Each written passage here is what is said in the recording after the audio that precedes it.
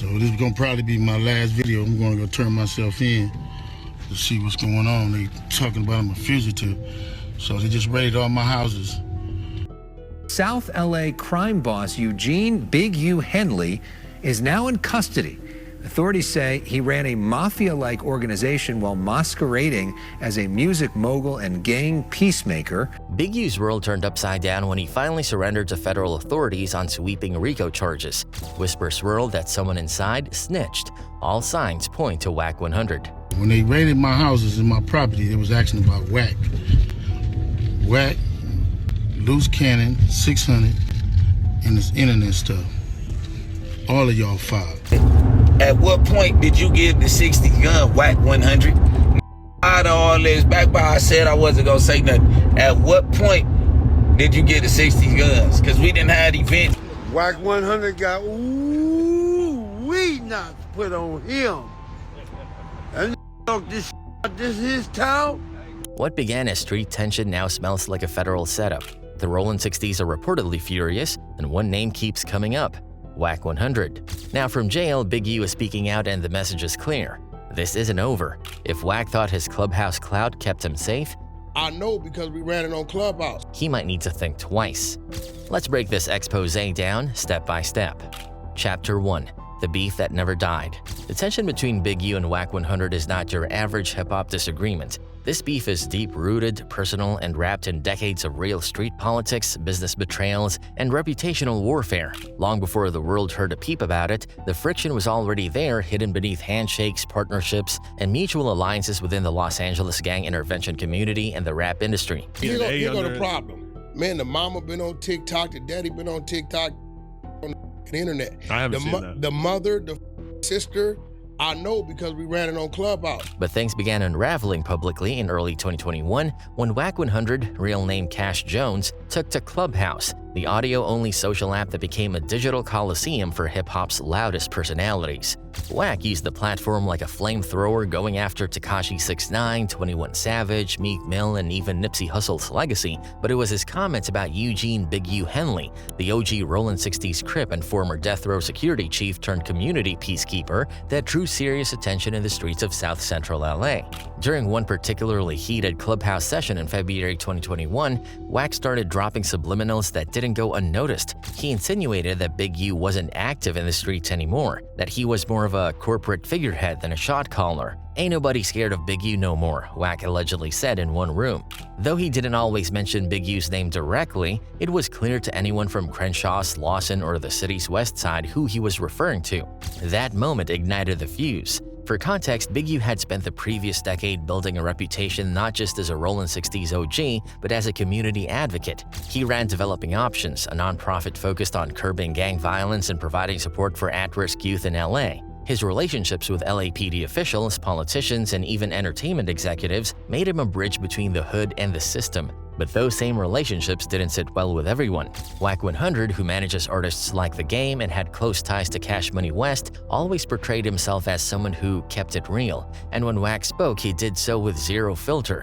In his view, Big U had become Hollywood, a part of the establishment. And in Wack's world, that meant Big U could no longer claim the same level of street respect. What most fans didn't see was the behind-the-scenes fallout that had been brewing since late 2020, after a business deal reportedly went south. Word on the streets and whispered in clubhouse rooms was that Wack and Big U had both been working on a posthumous Nipsey Hussle documentary project, possibly with Netflix or Apple Music, but something went wrong. Some say Wack tried to claim control of footage and intellectual property. Others allege that Big U felt blindsided by how fast Wack was moving without keeping him in the loop, especially given how close Big U was to Nipsey in the 60s.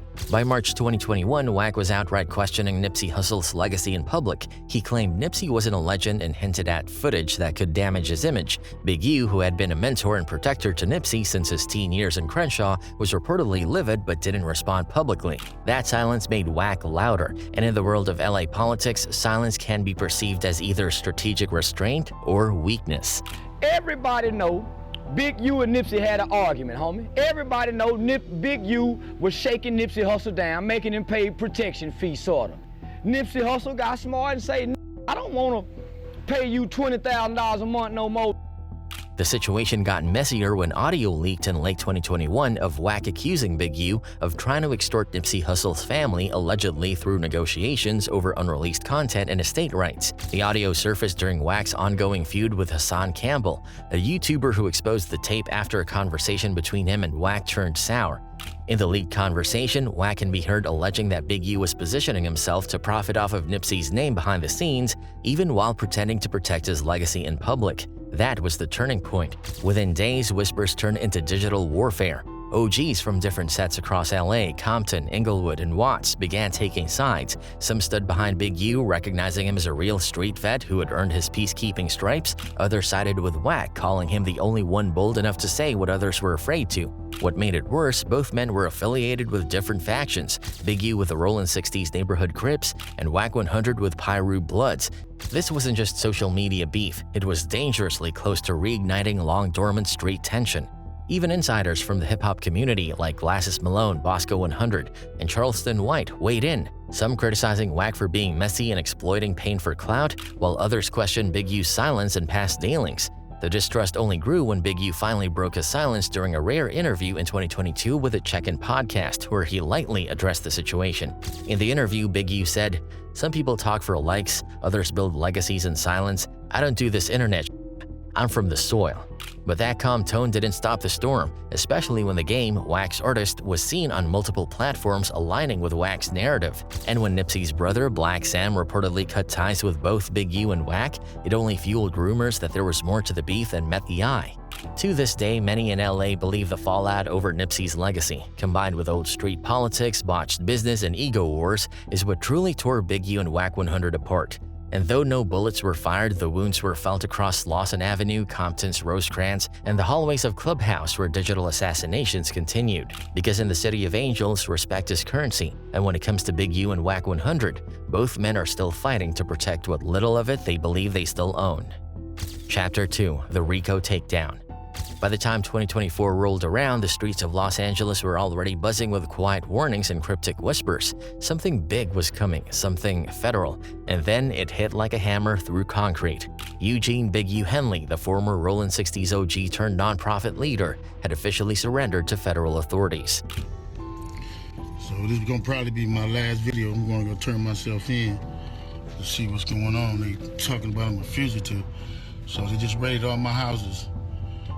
The arrest happened on the morning of March 14, 2024, around 7:30 a.m., when Big U reportedly turned himself in at the Roybal Federal Building in downtown Los Angeles, accompanied by his attorneys. No perp walk, no cameras, but the feds didn't need a spectacle. They had been building this case quietly over 3 years, and what they unveiled was a RICO indictment that shook both hip-hop and community circles to their core. Eugene Henley Jr., a career criminal known as Big U, who used his contacts and leadership role in the Crips criminal street gang, the entertainment industry. The charges were staggering. To further his own criminal enterprise, an enterprise that engaged in murder, extortion, robbery, COVID fraud, and other felonies. Fraud, wire fraud, extortion, witness intimidation, conspiracy to commit violent crime in aid of racketeering. Federal prosecutors allege that Big U wasn't just a former gang member doing outreach work, he was running a sophisticated operation behind the scenes that blurred the lines between activism and criminal enterprise. According to the indictment filed in the Central District of California, Big U and his associates used Developing Options, his South LA nonprofit, as a front for covertly influencing community contracts, laundering money, and threatening individuals unwilling to comply with protection demands. In total, 16 individuals were named in the 45-page indictment, ranging from low-level street enforcers to well-known names in the music and podcast world. But one name stood out like a flare in the dark: Termaine Loose Cannon Williams. Loose Cannon wasn't just an aspiring rapper. He was a known Rollin 60s affiliate, a YouTube podcast host, and a small but growing presence in West Coast media. He was like, "You ain't gonna do me like that, nephew." I said, "No, I ain't gonna do you like that." Then he started saying that since I'm with Wack, me. I don't like me or whatever like that. I'm gonna show you. And that's where we got. Back in 2022, he appeared on No Jumper, the influential hip-hop podcast, and made brazen statements about street activity. He casually boasted about clearing problems off the set and taxing independent artists who shot videos in certain LA neighborhoods without permission. At the time, the interview barely made headlines until it mysteriously vanished in early 2023. Rumors began circulating that a cease and desist letter, allegedly from a Los Angeles-based entertainment lawyer tied to Big U's network, had forced Adam22 and the No Jumper team to pull the video. At this point, Big U actually sent you a cease and desist. Did you take that interview down? We did. But by then, the feds already had what they needed. According to court documents, snippets of that very interview were cited as evidence of ongoing extortion and territorial racketeering, serving as part of a larger surveillance operation. And then you got DW Flame saying, is that telling to you? Which one? When you talking about somebody got shot. Okay, but it's like the worst kind of telling, because it's like I already know that he knows that didn't happen. Okay, so he's like, it's just lying. Would you send him a cease and desist? I don't think it's that serious. So why would Big U do that? So how did it all come crashing down? Insiders point to a 2019 to 2023 federal surveillance program targeting gang-to-nonprofit pipelines across major U.S. cities. LA, with its long history of gang intervention programs, was a prime target. The FBI's Safe Streets Task Force, in collaboration with Homeland Security and the IRS Criminal Investigation Division, had been monitoring suspicious nonprofit financial flows. What they found, per leaked internal memos, was that Developing Options had received over $4.5 million in city contracts and COVID-era relief funds, but large chunks of those funds were unaccounted for, redirected to consultants who had gang ties or no known work history. It didn't help that several witnesses began flipping. One source, known in sealed documents only as CW3 or Confidential Witness 3, was reportedly a former gang member turned city contractor who began cooperating in late 2022, providing audio recordings, emails, and even screenshots of text exchanges with Big U and his lieutenants. In one recording, Big U allegedly advised a local youth coach to fall in line or fall out, in reference to bidding on a city-funded youth basketball league grant. And then came the Wack100 twist. Just weeks before the indictments dropped, Wack100 was once again active on Clubhouse, making seemingly wild claims. He said, "These N-words is tapped. Wiretaps, sealed documents, sealed motions. All y'all boys better lawyer up." Most listeners thought he was just doing his usual trolling, but in hindsight, it sounds like a warning shot. Why was Wack talking about sealed federal cases? How did he know? That's the part the internet couldn't ignore. Fans online started piecing it together, especially when Wack began subtly bragging about his distance from certain individuals. In one Clubhouse room in late February 2024, he said, "Some of these dudes thought them LLCs would hide them. You can't outstreet the alphabet boys. I'm good. I ain't a no paper trail." Within hours of Big U's arrest, clips of Wack's previous Clubhouse rants resurfaced, and fans were asking the same question. Did Wack snitch, or did he just know too much too soon? To date, no evidence officially links Wack to the indictment as a cooperating witness, but legal observers noted that some parts of the government's affidavit mirrored statements Wack had made publicly, almost verbatim. The indictment also cited an unnamed music manager who provided statements to federal agents in a recorded setting regarding the coercive business practices of the Henley organization. Though redacted, some believe this could point to someone close to the scene, possibly even a rival executive who had been publicly feuding with Big U for years. Sound familiar? Meanwhile, Tremaine Loose Cannons was picked up during an early morning raid on March 13, 2024 at a condo in North Hollywood. Authorities recovered 2 illegal firearms, burner phones, and over $80,000 in cash. He was denied bail and remains in federal custody at MDC Los Angeles, facing a maximum of 25 years if convicted. Big U, for his part, has kept a tight legal front. His lawyers issued a brief statement claiming, "Mr. Henley maintains his innocence and looks forward to clearing his name in a court of law. He has spent the last 15 years building peace in communities ravaged by violence. We will respond to these allegations vigorously." But the damage may already be done. The community programs that Big U once championed have all come under audit. The Crenshaw YMCA's funding, partially tied to Developing Options, is frozen. Several city council members who once posed for photo ops with Big U have distanced themselves entirely. And for the city of Los Angeles, this case raises serious questions about how deep the ties run between street politics, nonprofit activism, and city funding mechanisms. Most hauntingly, it proves something that many in the streets have long suspected. The feds don't move unless they're sure, and when they come heavy, with recordings, paper trails, and witnesses in their pocket. For Big U, once hailed as the peacemaker of South Central, this RICO case may mark the biggest fall from grace in modern West Coast history. But the question still lingers in the air, thick as LA smog. Was Wack100 just lucky? Or did he help light the match before the feds brought the fire? Chapter 3. Wack100. The alleged informant? In a now viral February 2024 Clubhouse clip, Wack100 government name Cash Jones casually dropped a bomb. The feds had over 20,000 wiretaps on Big U and his associates, but it wasn't just what he said, it was how he said it. Calm, cold, almost smug. He added, Big U was once feared, now he's just another case number. The moment felt loaded, calculated, and that's when people, street heads, fans, even bloggers, started connecting the dots. It's not confirmed, but all evidence points towards Wack being the one who helped the feds build the case, one user posted on X, formerly Twitter. It echoed a growing theory that Wack wasn't just a loudmouth, he might have been the pipeline. You know, it's kind of weird to be sitting there on a podcast and I got somebody like Wack telling me all about this murder that Big U's gonna get charged with, and I'm just thinking like, how the do you know this before it's been announced by the cops? No, them drawing more attention to it, could it maybe have caused the feds to hurry up and do the RICO before they might have wanted to? Adding fuel to the fire, a Vlad TV interview Wack allegedly filmed in December 2023 that never aired. According to Vlad TV watchers, Wack made cryptic comments about N-words getting tucked soon. Then the footage vanished. Some fans claim Vlad received legal threats, others think it was a quiet redaction, perhaps to avoid implicating Wack in a still-sealed indictment. But that wasn't the only one. On Adam 22's No Jumper platform around January 2024, Wack again dropped subtle warnings. Some people go down soon. When you know, you just know. At the time, most thought it was his usual theatrics, but weeks later, the RICO indictments hit. And suddenly, nobody was laughing. Chapter 4, Big U Speaks from Lockup. Since his March 2024 surrender to federal authorities, Big U has been held at MDC Los Angeles, a federal detention center known for housing high-profile pretrial defendants. No official public statement has come from his team, but behind the scenes, he's talking, just not the way the courts are used to. Sources close to Big U's circle say he's furious, and he's letting people know that Wack crossed the line. He always knew what side he was playing for, a former associate said under anonymity. But this is betrayal. Insiders claim that coded messages are being passed through Big U's inner circle, some embedded in Instagram lives, others whispered through Rollin 60's affiliated music drops. One YouTube channel even claimed that a verse from a local rapper contained a hidden threat aimed directly at Wack. And while nothing had been proven, a rising conspiracy theory suggests Big U believes Wack collaborated with federal law enforcement to neutralize him not just for justice but for revenge, power, or both. Chapter 5, Rollin 60's putting pressure. Wack100 got ooh-wee knots put on him. And this is his town.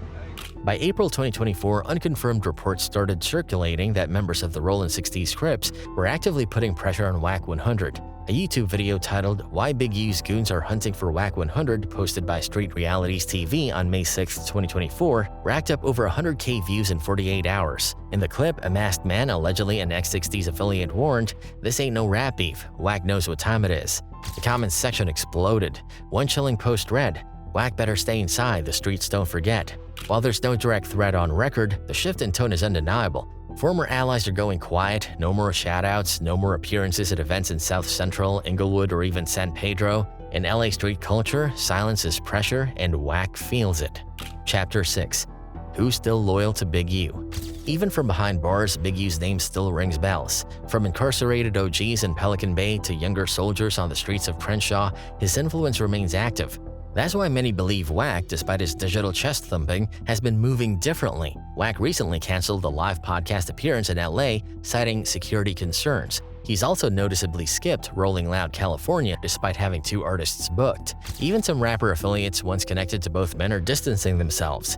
G. Perico reportedly deleted photos with Big U and Wack from his IG. Blueface, a Wack-managed artist, has been silent on the whole issue, despite his past involvement with developing options. Whether it's fear, loyalty, or business strategy, nobody wants to get caught in the crossfire.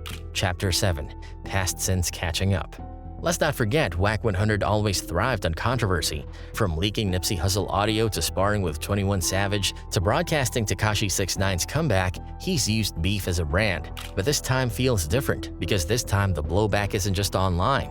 According to an insider from South by Southwest 2024, a panel Wack was scheduled to speak at was quietly dropped due to liability concerns. That's industry code for "we don't want problems." He's not just facing clout loss, he's facing isolation from both the streets and the corporate rooms that once welcomed his bravado.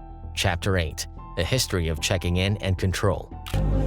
Anytime you want to do movies in the hood, just check it in. We can make sure it's done. Movies, videos. But if you don't check it in, Oh, well. we're going to check you in, all right?